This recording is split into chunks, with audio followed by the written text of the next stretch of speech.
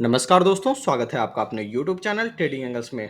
दोस्तों, आप सभी को पता है कि मार्केट बहुत ही तेजी से क्रैश कर रहा है और ये बात मैंने आपको बहुत ही पहले कहीं न कहीं बता करके रखी थी कि मार्केट अपना बहुत ही तेजी से क्रैश करेगा। देखो दोस्तों, यहाँ पर बहुत सारी खबरें चल रही है, लेकिन मैं आपको बार-बार बोलता हूँ, चार्ट को लगभग सब कुछ पता होता है। तो दोस्तों, हम लोग बिल्कुल खबर को यहाँ पर एनालाइज़ करेंगे कि क्या खबर है और इंडियन इकोनॉमी के ऊपर इसका क्या प्रभाव पड़ेगा और अपने मार्केट में कौन से लेवल हैं जो क्रूशियल हैं, जो कहीं न कहीं मार्केट को पूरी तरह से डुबा सकते हैं। तो ऐसे कौन-कौन से लेवल हैं, हम लोग बिल्कुल उस पर बात करेंगे निफ्टी और बैंक निफ्टी के अंदर, जो कहीं न कहीं मार्केट के अंदर बिल्कुल बहुत ही तेज़ मतलब क्रैश ला सकते हैं, आप ये समझ लो, ठीक है? चलिए दोस्तों, वीडियो को शुरू करते हैं। उससे पहले अगर आप चैनल पर नए हैं, तो प्लीज़ चैनल को सब्सक्राइब कर लें और वीडियो को शेयर ज़रूर करें दोस्तों, ताकि ये इन्फॉर्मेशन ज़्यादा से ज़्यादा लोगों तक पहुँचे।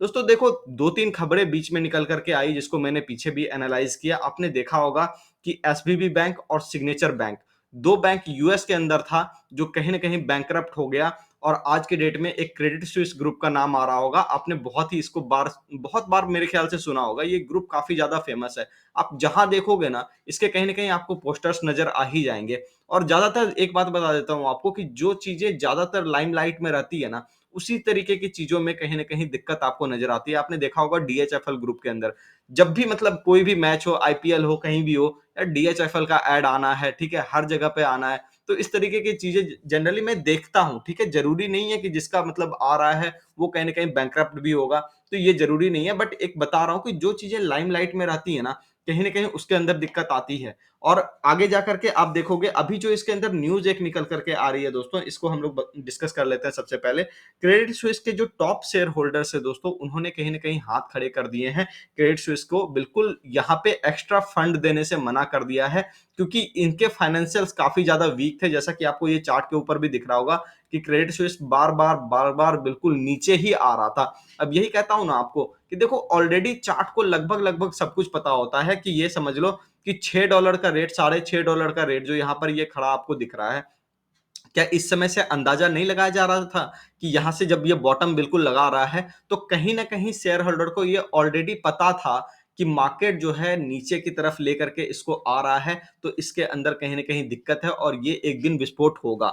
जैसे कि आप देख लो, सुज़लोन वगैरह के अंदर भी बिल्कुल यही चीज़ें होती है हमेशा से, ठीक है? आपने देखा होगा, जो चीज़ नीचे जा रही है ना, कहीं न कहीं उसके साथ दिक्कत इस तरह की आ ही जाती है, जो हद से ज़्यादा नीचे जाती है, तो उसके अंदर। तो क्रेडिट स्विस के अंदर भी बिल्कुल यही दिक्कत हुआ है दोस्तों। और सऊदी नेशनल बैंक, ठीक है? इन्होंने भी बिल्कुल हाथ खड़े कर दिए, बोला कि भाई हम मदद नहीं कर सकते, आप अपनी प्रॉब्लम खुद ही सुलझा लो। ये हो गया दूसरी बात। अभी देखो, फाइनेंशियल्स इसके ऑलरेडी वीक थे, जो हम लोगों ने बात कर ली थी, लेकिन इसके अंदर सोचने वाली बात ये है दोस्तों कि कहीं न कहीं आप ये देखो, ये घटना थोड़ी बहुत लेहमैन ब्रदर्स से मिलती-जुलती लग रही है। लेहमैन ब्रदर के समय भी 2 बैंक पहले बैंकरप्ट हुए थे, उसके बाद लेहमैन ब्रदर को बचाने की कोशिश की गई थी और एंड में उसको भी नहीं बचा पाया गया। तो उसके अंदर जो है बहुत ही तेज़ी से बिल्कुल फॉल आ गया और फॉल आने के बाद एक बहुत ही राइज़ शुरू हुआ शार्प वाला, इसको हम लोग को नहीं भूलना है, ठीक है? तो अब हम लोग आ जाते हैं दोस्तों अपने मार्केट में, अपने मार्केट के अंदर डिस्कस कर लेते हैं कि कौन-कौन से वो लेवल हैं और हमें क्या-क्या चीज़ें बिल्कुल कहीं न कहीं कॉशियसली वॉच करनी चाहिए, क्योंकि देखो, दुनिया भर की बातें आपके सामने होती रहेंगी, लेकिन आपको अल्टीमेटली उन चीज़ों पर भी फोकस करना पड़ेगा, जिन चीज़ों के लिए बाज़ार एक्चुअल में बना है, जिसका नाम है ग्रोथ, ठीक है? तो ग्रोथ के ऊपर मार्केट कहीं न कहीं फ़ोकस्ड रहता है दोस्तों, आप देख लो।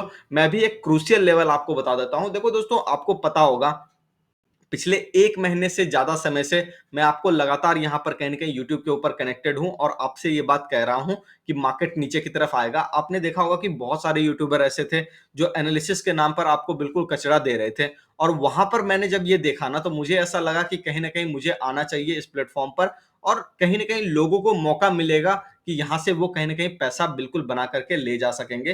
तो आपने देखा कि पिछले 1 डेढ़ महीने से आपको यहाँ पर मैं आपको एनालाइज़ करके दे रहा हूँ चीज़ों को और यहाँ पर आप देख लो कि मिड कैप इंडेक्स के बारे में मैंने आपको साफ-साफ कहा था कि ये बिल्कुल ट्रायंगुलर पैटर्न में है और ये किसी चीज़ की वेट कर रहा है। यही आपको कहता हूँ ना कि चार्ट को सब कुछ पता होता है। बिल्कुल ये किसी न किसी चीज़ की वेट कर रहा था, किसी ट्रिगर की वेट कर रहा था और इसके अंदर दोस्तों मैंने आपको कहा था कि जब तक 29,600 ये एरिया ना कटे ना, तब तक मार्केट में सही तरीके का क्रैश नहीं आएगा। बाकी निफ्टी बैंक निफ्टी के एनालिसिस को आप देख लेना, वहां पे मैंने डिटेल एनालिसिस करी है और अभी थोड़ा बहुत यहाँ पे आपको हिंट दे देता हूं कि यहाँ पे काम क्या करेगा, आपको किन लेवल्स पर ध्यान देना चाहिए। तो यहाँ पर दोस्तों 29,600 का लेवल मिड कैप इंडेक्स में आपको ध्यान रखना चाहिए। और निफ्टी 500 के अंदर दोस्तों आपको एक बात बता देता हूं, निफ्टी 500 ऑलरेडी नीचे की तरफ जा रहा है, ये इंडिकेशन कहीं ना कहीं आ चुका है। ये देख लो, यहाँ पर एक बॉटम का एरिया था, मिड बॉटम जो 14,530 के आसपास था। तो मिड कैप इंडेक्स बिल्कुल, सॉरी, निफ्टी 500 का इंडेक्स आपका कहीं ना कहीं ऑलरेडी वीकनेस दिखा रहा है, जो कि ये साफ साफ बता रहा है कि अभी यहाँ पर आने वाले 1-2 हफ्ते में बिल्कुल भूचाल मच सकता है। बाकी रिलायंस बाबा के ऊपर मैंने ऑलरेडी वीडियो बना दिया है कि ये लार्ज कैप वाले स्टॉक जितने भी है ना, रिलायंस हो गया, बजाज फिनसर्व हो गया, इस तरीके के स्टॉक कहीं ना कहीं जो फिन निफ्टी के अंदर के स्टॉक हैं, वो कहीं ना कहीं फाइनेंशियल्स वाले स्टॉक बिल्कुल वीक पड़ रहे हैं और बैंक निफ्टी भी कहीं ना कहीं वीक पड़ रहा है।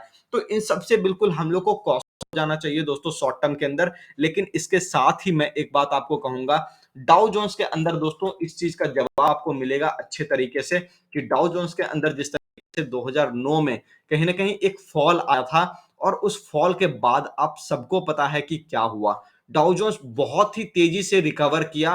तो वहां से फिर कहीं ना कहीं जो है मार्केट में बहुत ही जबरदस्त वाली चाल आई। तो इसलिए मैं आपको कहता हूं दोस्तों कि ऐसा नहीं है कि मार्केट डूब रहा है तो बिल्कुल डूब ही जाएगा, आपको नजर बना करके रखनी है। ये देखो दोस्तों 2009 के समय का ये कहीं ना कहीं चार्ट है और ये लेहमन ब्रदर का बिल्कुल चार्ट है। यहां पर आप देख लो कि क्या हुआ था। शुरुआती के कुछ समय में बिल्कुल मार्केट बहुत ही ज्यादा नहीं गिरा, आप यहां पर देख पा रहे होगे, यहां पे बहुत ज्यादा नहीं गिरा। लेकिन यहां पर जैसे जैसे धीरे धीरे चीजें खुलती गई और लेमन ब्रदर का क्रैश आया, उसके बाद मार्केट कहीं ना कहीं यहां से बहुत ही अच्छी वाली एक शार्प रैली दिखाया। आप भी यहां पर देख सकते हो, वो चार्ट के ऊपर बिल्कुल क्लियर कट विजिबल है और मार्केट वहां से इतिहास गवाह है, आज तक ऊपर है और अच्छा खासा ऊपर है। मतलब आप ये समझ लो कि यहां से 10-10 साल की रैली की बिल्कुल शुरुआत हो गई।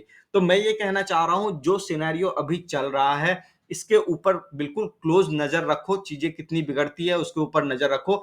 लेकिन जैसे ही आहट लगेगी, जैसे ही एक बड़ा फॉल होगा मार्केट के अंदर, कहीं ना कहीं आपको ये सोचना पड़ेगा कि भाई अब बस हो गया, बहुत हो गया। ये सारी चीजें कहीं ना कहीं खत्म होती हुई जब आपको नजर आ जाएंगी चार्ट के ऊपर, तो हम भी डिस्कस करेंगे दोस्तों। चैनल के साथ अगर आप जुड़े रहोगे तो बिल्कुल आपको इंफॉर्मेशन मिलती रहेगी और वहां पर देखना, मैं ये दावे के साथ कह सकता हूं, अपने मार्केट का सबसे बड़ा बुल मार्केट चालू होगा। ये बात मैं आपको कह देता हूं गारंटी के साथ, ठीक है। और हम लोग बिल्कुल साथ साथ जिएंगे भी आने वाले समय में उस चीज को। तो अभी जो चीजें हो रही है दोस्तों, उससे थोड़ा बहुत आप डरो, मैं नहीं कहूंगा कि आप मत डरो, क्योंकि देखो 2008 के समय में फॉल जब हुआ था तो बहुत तेज फॉल हुआ था, ये आपको पता है।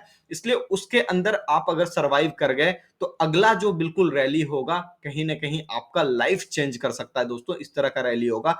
इसलिए डरो, थोड़ा बहुत डरो, लेकिन आंख खुला रखो, जगह बिल्कुल चुनते रहो कि कौन से एरिया पर आपको कहीं ना कहीं बुलिश हो जाना है। तो दोस्तों आशा करता हूं आपको समझ में आ गया होगा डिटेल एनालिसिस में यहाँ पर क्या करना चाह रहा हूं, ठीक है। और अपने मार्केट के अंदर मैं बार बार बोल रहा हूं, देखो इस तरीके के माहौल में क्या होता है ना कि जो बाहरी न्यूज है वो तो कहीं ना कहीं एक बार आ जाता है, लेकिन उस न्यूज के आने के बाद, ठीक है, जितने भी अच्छे अच्छे मार्केट होते हैं ना, वो कहीं ना कहीं ऊपर की तरफ जाना शुरू कर देते हैं। तो न्यूज अभी आ रहा है, उसको आने दो, क्लोजली वॉच करो और उसके बाद फिर हम लोग देखेंगे कि किस तरीके से आगे चीजें होती है।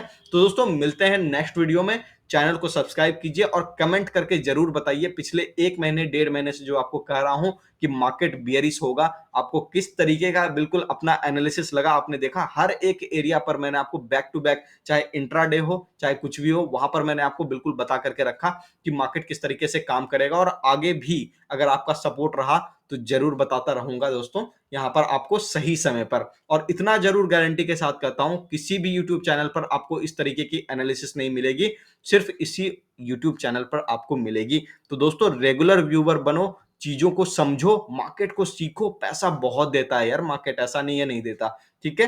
तो चीजों को समझो, अभी परिस्थिति खराब है लेकिन वापस सुधरेगी, ठीक है, इसका इंतजार करो। मिलते हैं नेक्स्ट वीडियो में दोस्तों, चैनल को सब्सक्राइब कर लीजिए। धन्यवाद, नमस्कार।